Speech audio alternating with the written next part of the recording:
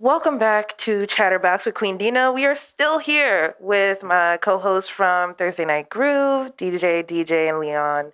I'm Queen Dina, your host, and we are still here with Kafar Myers, Camille Young, and Daquan Green. My God. This is terrible. No, we're not. No, we're going to keep going. So, Camille, before we left, we were talking about how people got their start and where they are now. You started out, you're an actor, actually. Yes, I am. So I want to talk about your acting journey and what that space is looking like right now. It's not. But yeah, let's get into that. And then after that, we can talk a little bit about how you got involved with Textured Hair. Totally. All right. So yeah, like you said, I come from a theater background. It's basically what I was doing my whole life. I thought I was always going to do journalism.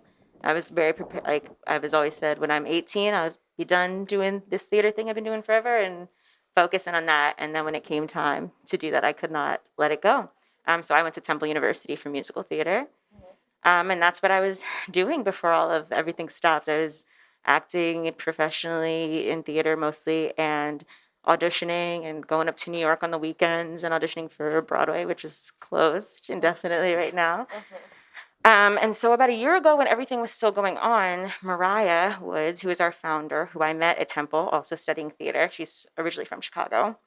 She had reached out to a bunch of us, a bunch of Black women from Temple, and I guess in her life at Chicago as well, and asked, she said, I want to start this thing. I want to create an online community for Black women.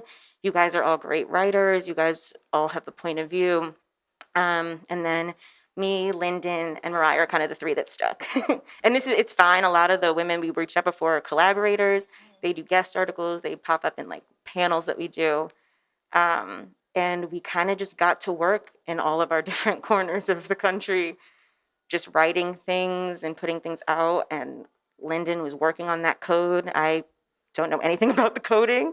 Whenever we talk about coding in meetings, is typically when I go get a snack, because it's not what I do. She's amazing. But yeah, it's really just been a labor of love and just deciding we're going to meet and we're going to really do this. I will admit I am not the most motivated person. I have my like bouts of depression and stuff that make it kind of hard to get going. But I had seen Mariah in school kind of, move from Chicago, come to Philadelphia, and just like when she was in our major, really just did anything that came to her mind. So I really trusted her, and she's a great force of motivation and keeping us all up and going during this. So that's kind of how we got started. I love that. So you found your own little community, your own little niche that kind of motivates you to, do something that you love and that you care about. Definitely. And in the theater world, having a community of Black people is so important. Theater can really seem like a very progressive art form, but in the grand scheme of time, it's still generally new, and there's still a lot that has to go on. And it can be a pretty soul-crushing environment for a Black person, specifically a Black woman. So like the community was just essential. It was already there. We were like, let's branch this out so we can just have more Black women be a part of this.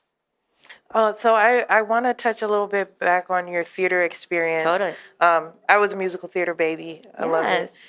My mom put us in everything. I have like tons of headshots and disgustingness. And It's a good thing for kids to keep busy. If I ever have children, I will totally, if they want to, let them do it, because it really teaches you a lot. It does. It teaches you a lot. Teaches you discipline. It Yep. does help with your memory. It does all of that. Yeah.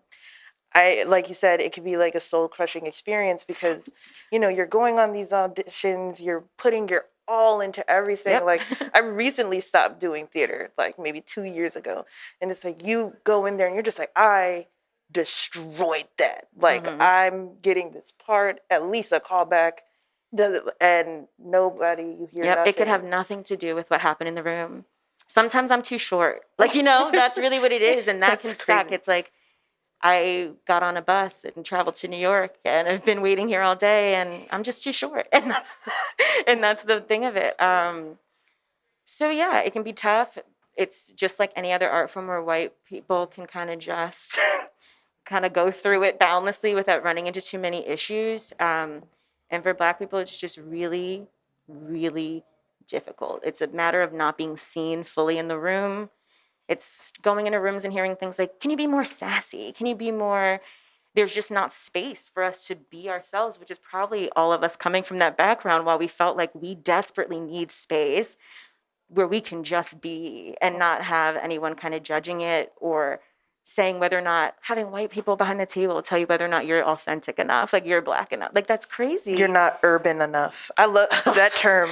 And it's like, urban. This is just what I am. I don't know what to tell you. I can sing the song if that's what you want me to do. That's what I'm here to do today. So yeah, there's a need for it. There's a want for it. And it's like, when you put a bunch of us in a room and give us the opportunity to really make the art we want to make, it is astounding result. I mean, we all know like what Black people are capable of. And so I hope that when it comes back, theater is different because people have really been calling it out and saying, you know, it's not going to work like this anymore, especially here in Philadelphia, because there was a problem. So it's I think this time has been necessary. We need this little break, and I hope it comes back changed. I love that. I was about to say, I agree. We needed this time to stand back and like look at everything from, you know, an outside perspective. Because I feel the same way about like the music industry, and because we DJ, and Definitely. it's the same exact thing in Philly. Like a lot of times, so me and DJ are a duo, right? We did a couple places where like, you know, I'm DJing and everything is going well, and he's DJing, spinning like the same type of music as me. And they're coming up to him like, no more ratchet music, like no more whatever. And then I go on and I continue doing exactly what we was just doing. And there's no problem. You know, I can't call it on that one, you know? Yeah. You know, that's why I commented earlier and commended you, you know, for having in a majority Black community, we need more Black owners. It's crazy. I can't tell you how many white DJs in the city who I've given all the same hip hop music that we all listen to. Like I said, they played in the clubs, it's not a problem. But once a Black person plays the music, it's a problem. So it's like, you mean to tell me that when I play my own music, it's a problem, but the white person can play the music and it's not a problem? So it's just, it needs to end. It needs to end now. And I feel like it's the same thing with COVID. Like it's something that instead of trying to conquer and to destroy and end it, we're living with it, and we lived with it for too long. So Exactly. we got to stop living with things. It's not right. Exactly. I will say it's tough right now, like to kind of see it all. It feels chaotic, but I would so much rather be on this other side of where it's like truth instead of pretending all the time that things were fine. Yeah. I think like this COVID time has really given everybody, like not just entrepreneurs and creatives, time to like really sit back and think and plan and adjust. It's just shown the world so much where everybody was just like, let's just take this beat. What's happening right now?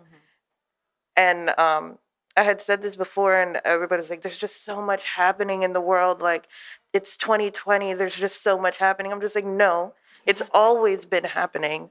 Now we're paying attention. Like, that's because the world had to stop. And so hopefully on the other end of this, be it next year or 2 years from now, you know, we see significant change within our community and then within our society, because society is... it's a mess right now. And like you said, not just right now. It's been a mess. We kind of started as a mess, so let's start over. And then, okay, but I'm going to talk to Daquan a little bit now, because you actually, in October, this is November now, y'all. In October, you were doing some community service, because we're talking about community and all that.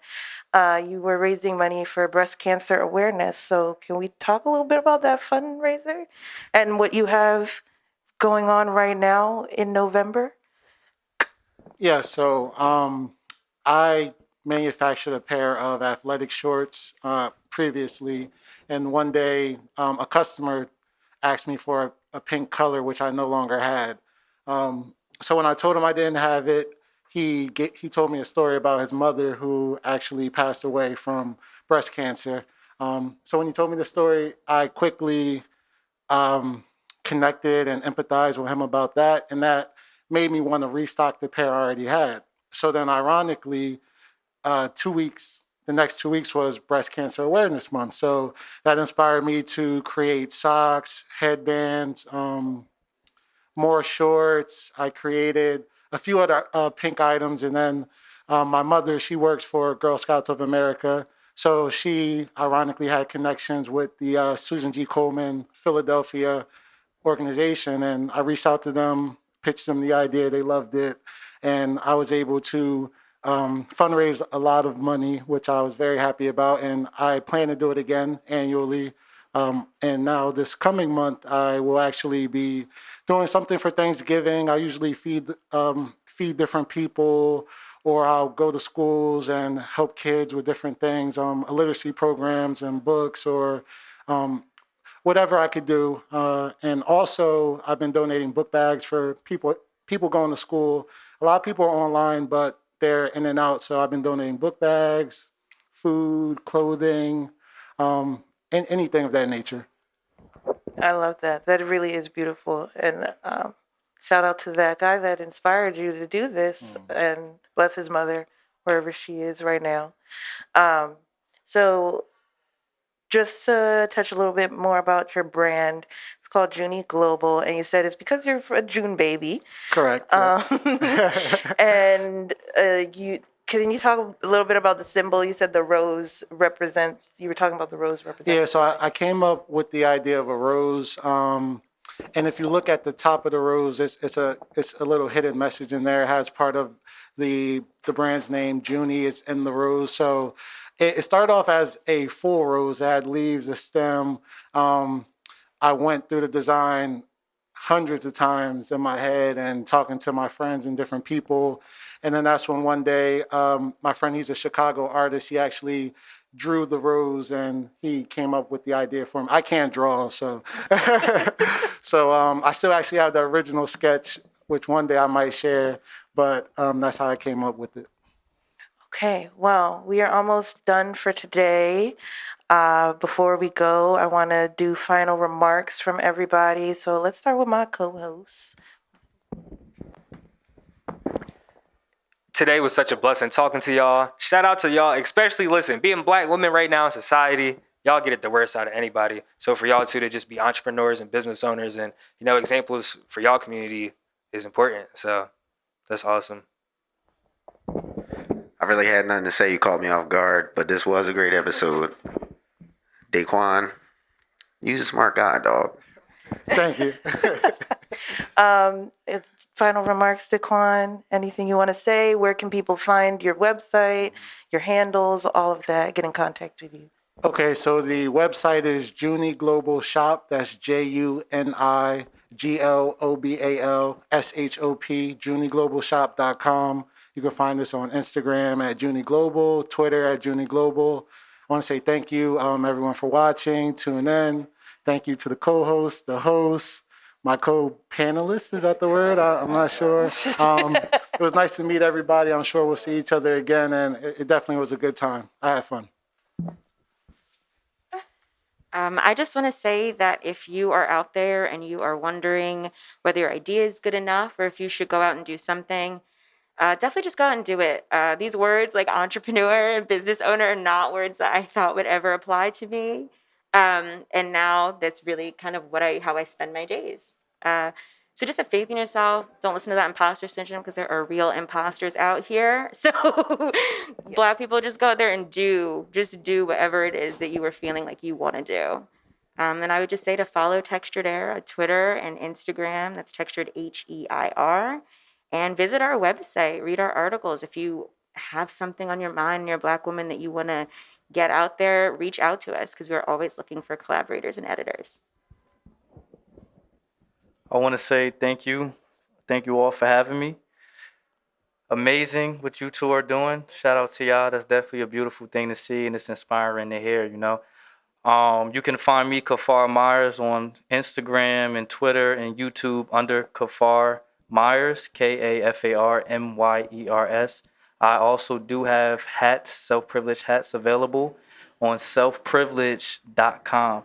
And my message to the world and to everybody that's listening to this is don't focus on the how, because the how is a dream killer. The how is what killed the dream. So just learn and go through the process, and don't focus too much on the how, because you'll be uninspired to do it. Don't let it stop you. All right. Thank you guys so much for joining us today. That concludes our discussion portion of this evening. Up next, stay tuned on, the radio with YouTube videos. People, I'm sorry you can't see it, but you can check out clips of it. Kafar Myers will be doing a live set for you, and it's going to be wonderful. I'm very excited to hear it. So, yeah, we're gonna do that. Thank you. Curtain Call, the song Curtain Call is on all streaming platforms, Spotify, Apple Music, and that's also Kafar Myers as well. All right. And we are out.